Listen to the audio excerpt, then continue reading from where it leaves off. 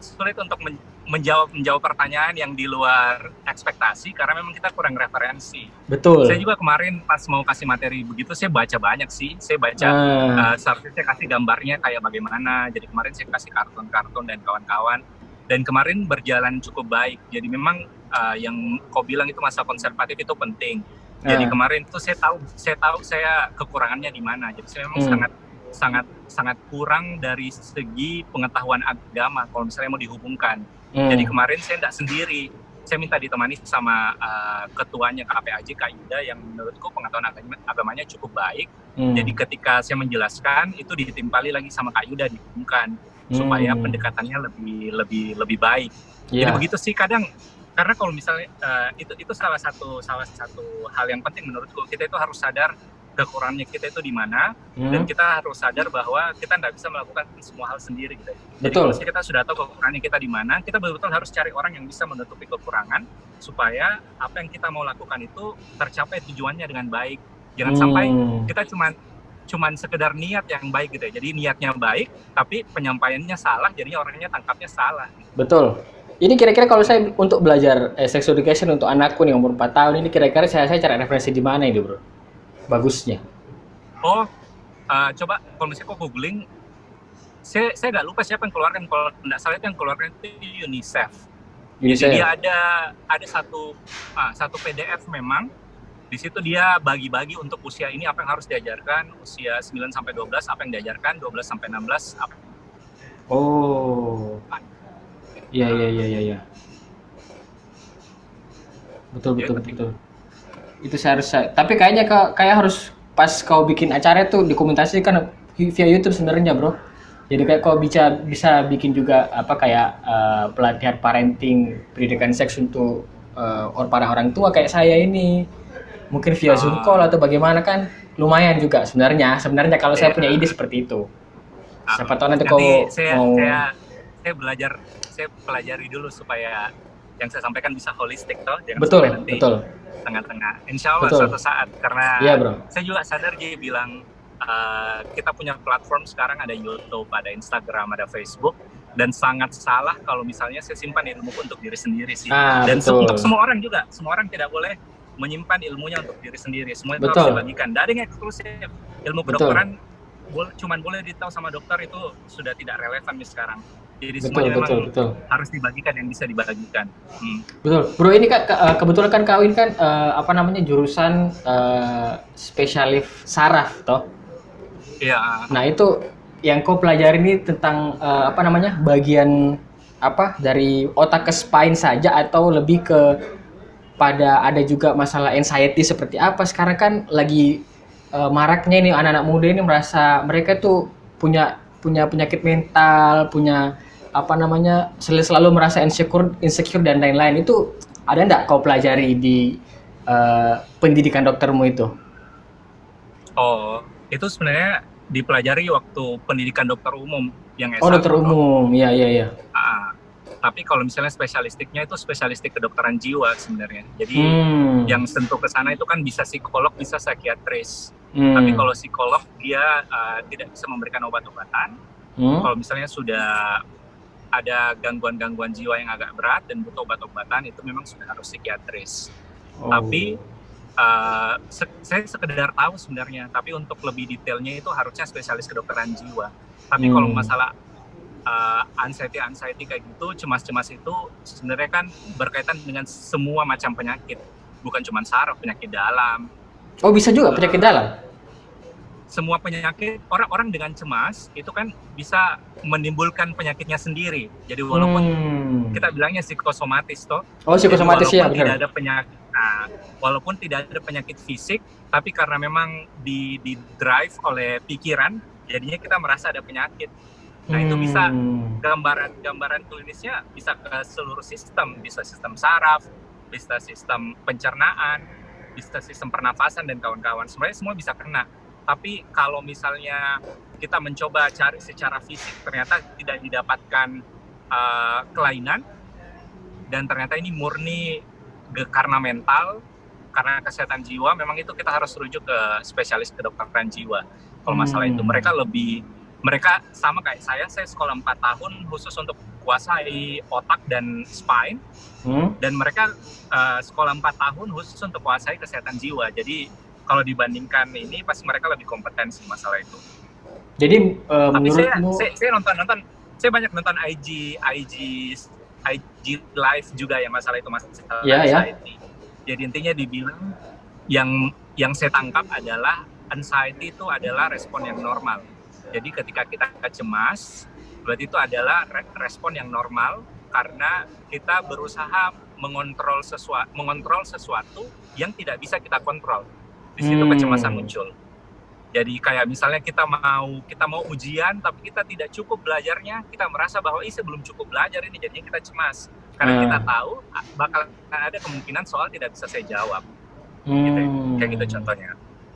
Jadi sebenarnya tapi itu by the way, bagaimana terus kesehatan mental itu banyak di put aside sama orang-orang sekarang.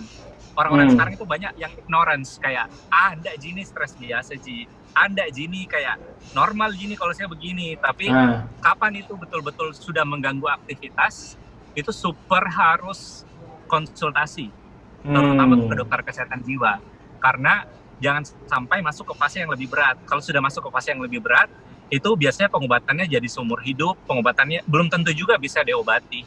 Bahkan kalau misalnya anxiety, kecemasan itu kan ujung-ujungnya bisa depresi. Betul. Nah depresi itu yang paling beratnya adalah keinginan untuk bunuh diri. Nah jadi sekarang kan ya beberapa artis bahkan tuh akhirnya memilih untuk bunuh diri. Itu awalnya itu ya kecemasan biasa, tapi mereka merasa itu biasa-biasa saja, atau misalnya orang sekitar menganggapnya kok terlalu lebay dan kawan-kawan.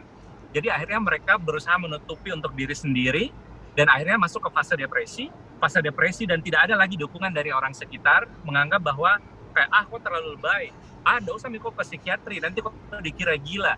Nah jadinya bisa masuk ke yang paling berat itu bunuh diri. Ya angka bunuh diri kalau misalnya coba di googling sekarang kan lumayan meningkat. Saya pernah dikasih tahu sama dokter kesehatan jiwa, dia bilang kalau kita kasih versus antara laki-laki sama perempuan, yang kebanyakan percobaan bunuh dirinya berhasil itu laki-laki. Perempuan itu banyak yang gagal, tapi laki-laki itu malah laki-laki ya?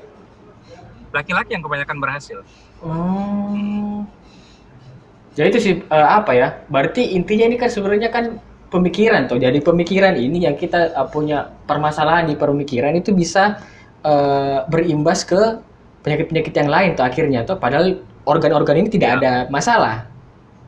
Tidak ada masalah, tapi memang secara hormonal kalau misalnya orang stres, ya itu akan dihasilkan hormon stres. Jadi kalau hormon stres dihasilkan ya bisa ada peningkatan gula darah, peningkatan tekanan darah dan kawan-kawan. Banyak saraf-saraf yang bisa, makanya kayak bisa kita mau ujian stres, efeknya kayak sakit perut padahal nggak mau buang air besar. Tapi betul. Saya biasa begitu. Ada orang stres, kok ini saya stres jadinya keringat dingin begitu atau saya stres jadinya berdebar-debar jantungku, itu semua efek dari hormon. Ya hormon yang dihasilkan pada saat stres kayak gitu. Itu tadi balik tadi yang kau jelaskan itu, kita tidak bisa mengontrol sesuatu. Kita merasa tidak bisa mengontrol sesuatu yang sebenarnya kita bisa kontrol sebenarnya, tapi kita merasa tidak kita bisa kontrol, gitu toh intinya toh. Akhirnya muncul kecemasan. Atau kita berusaha mengontrol sesuatu yang memang tidak bisa kita kontrol. Oke. Jadi kayak begini, saya pernah nonton IG live tuh, dibilang kayak gini. Kenapa di kasus corona itu, COVID-19, banyak orang yang cemas berlebih? Karena dia setiap hari itu kerjanya pantengin berita corona, semuanya. Jadi bukan cuma update peningkatan angka, tapi juga semua kasus-kasus corona yang terjadi, yang di luar berkaitan dengan medis, bahkan itu semuanya ditonton. Jadi akhirnya kalau misalnya setiap hari dia lihat angka corona naik terus, secara tidak sadar di pikirannya itu bakalan berpikir kayak, kenapa ini angka corona naik terus? Kenapa tidak turun saja? Nah, the moment kita bilang kenapa tidak turun saja, itu subconscious mind-nya kita sudah berpikir bahwa saya berusaha mengontrol angka ini supaya turun, padahal tidak bisa sama sekali. Gitu. Jadi ketika kita sudah berusaha berpikir ke arah sana, jadinya kita berusaha mengontrol supaya angkanya turun, kita marah-marahi orang, kok jangan keluar rumah, kok jangan bla bla bla bla. Kita berusaha mengontrol everything, tapi akhirnya tidak bisa terkontrol karena memang kita tidak bisa mengontrol orang lain, jadinya stres kayak gitu. Oh, iya iya iya iya iya iya. Iya. Hmm, Itu yang bikin kita stres akhirnya ya itu tadi timbul psikosomatis akhirnya kita merasa bahwa kita ini ada something iya, ada penyakit di dalam diri padahal sebenarnya tidak ada. banyak banyak. Ya itu, dan Eh, itu jumlah pasien yang seperti itu sekarang meningkat by the way. hmm, ya ya ya masuk masuk penyelesaiannya bro masuk akal. Itu siapa? Nggak tahu. Saya di Surabaya ini sekarang nggak tahu zona merah atau zona hitam. Cuman Oh iya, ini Surabaya saya nih, Jawa iya Timur nih. Surabaya betul. Ah, Jadi ini saya apa namanya? Saya rencananya sebenarnya mau pulang ke Makassar, balik ke Makassar lagi ah, dan pindah bekerja di sana. Bawaannya cuman hmm, karena kemarin rencananya pas puasa saya mau mudik sekalian pindah, tapi tidak jadi karena ada yang corona. Akhirnya saya hmm, masih stay di sini bro, masih kerja di sini. ah, Nah itu hmm, apa namanya? Saya nggak tahu di Surabaya ini sekarang kan zona merah atau zona hitam. Cuman eh, problemnya di awal ini orang-orang di sini pun tidak bisa serta merta kita larang untuk protokol kesehatan di betul betul Surabaya. Dan itu betul. susah bro, susah sekali untuk kita mau kontrol bagaimana. Bahkan pemerintah pun itu kayak effortnya sudah maksimal, cuman tidak ada hasil, masih merah di Surabaya. Dan itu saya nggak tahu Ya itulah. apakah orang-orang kurang edukasi atau bagaimana, karena kan pemikirannya orang-orang masih berpikir ekonomi daripada lebih kesehatan. Dia mereka lebih Ya, lebih lebih mau kan mati kena corona daripada mati kelaparan. ya Saya tapi nggak itu saya mungkin ada memang orang-orang yang kayak gitu tuh, dan kita nggak bisa salahkan. Ada yang betul lebih memilih mati karena corona daripada mati kelaparan. Saya pernah cerita sama teman-temanku yang ya termasuk keluargaku yang PNS. Saya bilang kita semua ini masih bisa tinggal di rumah karena rata-rata PNS dan punya tabungan. Kita betul. nggak bakalan pernah tahu kalau misalnya tabungan tak habis, apakah kita masih bisa tinggal di rumah, gitu tuh. Ah, Jadi memang orang-orang punya pertimbangannya sendiri-sendiri. Ya sekarang sih kita sekedar mengingatkan saja, tapi memang kita tidak bisa memaksa. Karena hmm, kita nggak tahu juga orang lain itu pertimbangannya seperti apa, dan belum tentu kalau kita ada di kondisi mereka kita bisa stay di rumah, kan kita nggak betul tahu toh. betul. Jadi sekarang sih sebenarnya menurutku ya lakukan saja apa yang terbaik. Semua orang Menurutku sih semua orang sekarang tahu bahwa protokol kesehatan itu penting. Hmm, Tanpa kita berkoar-koar, semua orang sekarang sudah sadar bilang protokol kesehatan itu penting. hmm, Tapi permasalahannya tingkat kepentingannya tiap orang itu berbeda-beda toh. hmm, Jadi ada orang yang memang masih sangat sangat stabil dengan menjalankan protokol kesehatan, dan ada orang yang tidak. Tapi kalau misalnya kita mau timbang-timbang yang mana yang lebih penting, ya pasti protokol kesehatan lebih penting, dan itu semua orang sudah tahu. Jadi memang kalau betul. misalnya bisa menjalankan protokol kesehatan, ya memang sangat disarankan untuk menjalankan protokol kesehatan. Kalaupun tidak, minimal maksimalkan apa yang bisa dimaksimalkan, kayak gitu sih. Kalau saya sih anu sih bro, lebih lebih penting itu pakai masker sih yang penting. Jadi kalau Iya, menurutku karena kita lihat sekarang ini kondisi ekonomi yang seperti ini dan pemerintah pun kita tidak bisa disubsidi untuk dikasih apa namanya dikasih dikasih pemasukan dari pemerintah, mungkin bantuan seperti apa, bantuan untuk makan dan lain-lain. Kita masih harus bisa cari sendiri. Nah, solusi satu-satunya ya pakai masker keluar. Kalau saya sih lebih iya, lebih ke itu dari karena kan kita juga nggak bisa stay di rumah kalau orang-orang yang kerja di luar yang mengandalkan apa pemasukan yang untuk berada di luar rumah itu kan nggak bisa kalau stay di rumah. Saya saya kemarin pernah saya betul-betul pernah dapat. Menurut ini salah satu permasalahannya sih karena memang orang-orang yang tidak menggunakan masker itu banyak yang memang sudah tidak percaya bilang corona itu ada gitu. hmm, Karena ya teori teori konspirasi untuk orang-orang yang berpendidikan ya kita tinggal ketawa kayak tidak mungkin lah teori konspirasi. Tapi untuk orang-orang yang tidak seberpendidikan kita, ya bisa saja mereka percaya bahwa konspirasi itu benar gitu ya. Jadi kemarin-kemarin itu ada saya datangi suatu tempat dan mereka memang tidak percaya corona itu ada. itu Terus bahayanya. ya seriously, tapi itu real gitu ya. Mereka tidak percaya corona itu ada. Dan sempat saya post di IG story, ada IG story yang saya post, terus ada orang yang komen gitu ya, bilang kenapa mereka tidak percaya corona itu ada. Saya bilang, oh iya, saya juga mau edukasi, nggak bisa saya edukasi patakan langsung kepercayaannya karena nonsens, nggak mungkin mereka langsung percaya saya. Hmm, Jadi akhirnya uh, teman itu dokter juga, dia bilang kayak gini, oh kalau misalnya mereka nggak percaya corona, suatu saat mereka sakit, nggak usah suruh mereka ke dokter, biarkan mereka rasakan. Nah menurutku itu semakin memperlebar gap antara tenaga kesehatan sama masyarakat. Dividing akhirnya, dia membelah. Iya, akhirnya kalau misalnya mereka dibilang kayak gitu ya, kalau mereka sakit, mereka nggak bakalan ke tenaga kesehatan, ya akhirnya kenyataannya kayak gitu nih sekarang. Gitu, orang sakit, mereka nggak ke tenaga kesehatan jadinya. Itu. Tapi begini bro, susah juga sih, kan saya ada juga beberapa teman yang tidak percaya dengan corona ini, ada juga yang percaya. Tapi kalau saya pribadi, saya percaya ada corona, cuman kan teori konspirasi yang saya percaya ini memang corona ini jadi biochemical weapon lah, senjata biologis untuk bikin hancur satu negara. Cuman mungkin efeknya berlebihan. Nah, yang saya pahami di sini, isu corona ini tidak hanya dipakai untuk orang-orang kesehatan, bahkan untuk berbuat kejahatan pun. Kemarin saya nggak tahu itu valid apa enggak. Itu cuma ada berita mengatakan bahwa rumah sakit sengaja memberikan label positif corona hanya untuk dapat tunjangan dari pemerintah. Itu apakah itu benar apa enggak itu? Saya enggak tahu. Oh, jadi saya sebenarnya sebagai tenaga kesehatan selama ini saya enggak pernah dapat kasus kayak gitu. Betul-betul dilabeli corona supaya dapat tunjangan. Tapi kalau misalnya ada masyarakat yang memang dapat kasus seperti itu, saya nggak bakalan membela, bilang itu tidak mungkin sih. Kalau misalnya memang masyarakat ada dapat kasus, menurutku sih silakan dipublish kasusnya supaya kita sama-sama tahu bilang itu betul-betul nyata.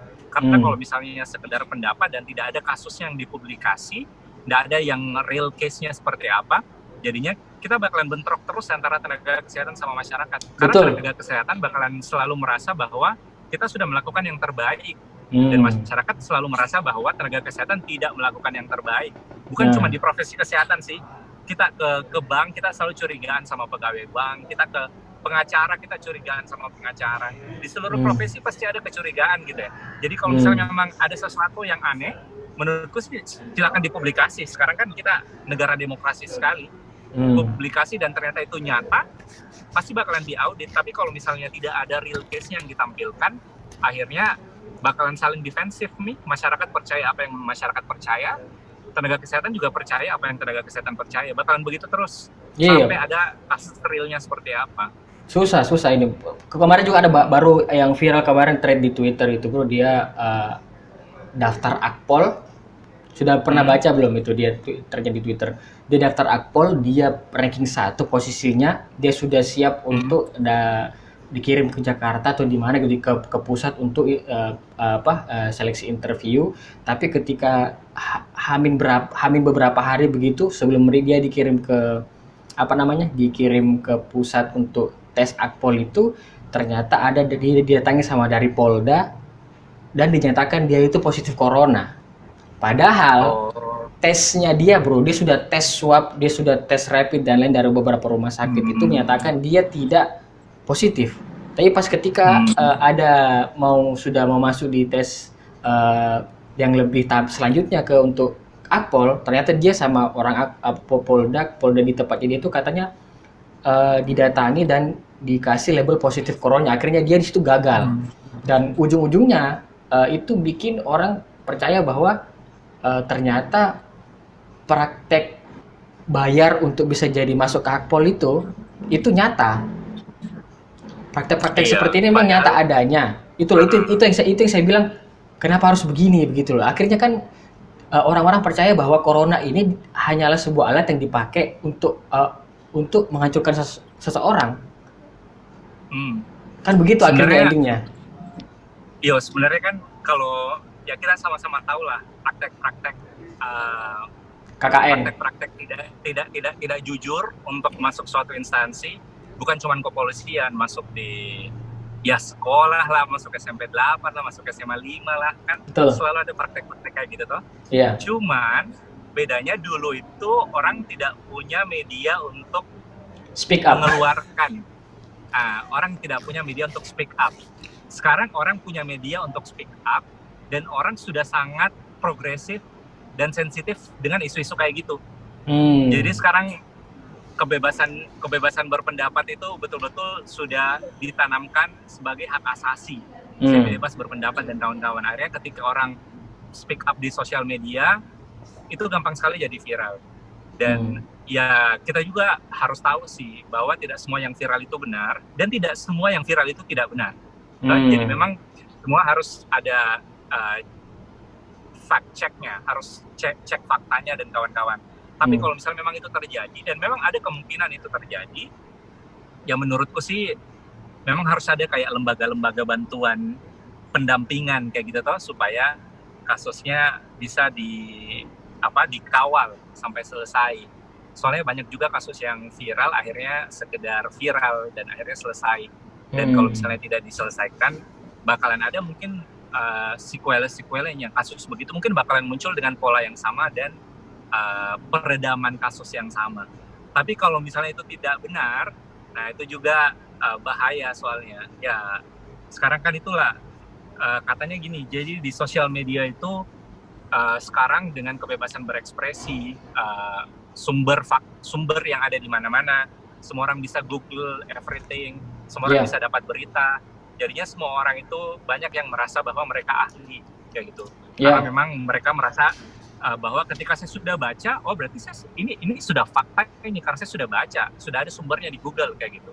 Padahal tidak semua yang dipost orang, ya saya ngepost di Twitter pun, di search di Twitter, di search di Google ada juga Twitterku gitu ya. Jadi ya semua orang sekarang merasa ahli. Jadinya hal-hal yang sensitif kayak begitu memang sangat potensial untuk viral. Dan kalau viral, ya cek dulu faktanya benar atau tidak. Kalau benar, silahkan diproses, hukumnya kita bisa berjalan. Kalau tidak benar, ya pasti bakalan di take down. Dan kalau misalnya ada hal-hal penyimpangan, ya kita harus sadar sih, kayaknya bukan cuma di Indonesia, di seluruh negara pasti ada penyimpangan. Tinggal permasalahannya bisa diusut atau tidak. Tapi gini, memang kita harus sadar dari dulu sampai sekarang pasti ada permasalahan-permasalahan yang tidak bakalan bisa diusut karena kita tidak punya power. Maksudnya kita tidak punya power untuk mengusut. Jadi memang ya itu kelemahannya kita. Jadi kalau misalnya ada orang yang merasa bahwa saya mau ini nih, saya mau ubah sistem pendidikan misalnya, yaitu harus bekerja keras untuk jadi 01 gitu. Karena kalau misalnya dia tidak menjadi 01, kalau misalnya kita sekedar berkoar-koar kayak gini, ya nggak bakalan bisa apa-apa karena kita sekedar mengeluarkan pendapat, tapi tidak bakalan terjadi perubahan sistem. Kalau misalnya ada orang yang berkoar-koar dan mau betul-betul melakukan perubahan, berarti dia harus berjuang supaya dia bisa menjadi decision maker. Atau misalnya dia bisa mempengaruhi si decision maker supaya pembuatan kebijakannya itu bisa mengubah sistem. Karena ya itulah, percuma kita berkoar-koar kalau tidak bisa membuat keputusan. Berkontribusi untuk pembuatan polisi yang lebih baik ya. Ya, saya tuh sangat berharap orang-orang pintar itu tidak anti politik. Menurutku orang-orang pintar justru mereka yang harus melek politik gitu ya. Mereka harus tahu politik dan mereka harus ikuti dan mereka harus jadi pemimpin gitu ya. Karena disitulah perubahannya. Karena fenomenanya orang-orang yang pintar, orang-orang yang hebat itu jadi anti politik karena merasa politik itu kotor. Akhirnya mereka tidak mau menyentuh politik dan akhirnya siapa yang jadi pemimpin? Ya akhirnya orang-orang yang busuk. Tidak. Iya gitulah. Karena memang tidak ada pilihan lain. Orang pintar tidak mau daftar politik gitu ya. Betul bro. Iki keren sekali kita obrolan kita hari ini. Sudah berapa jam ini? Hampir 1 jam. Kayaknya saya bakalan ada episode kedua ini sama kau ini bro. Banyak yang bisa dibicarakan di. Banyak kita bisa bicarakan. Iya, saya termasuk orang yang suka dengan postingan-postingan Facebookmu, jadi saya sangat mengikuti. Menurutku asik.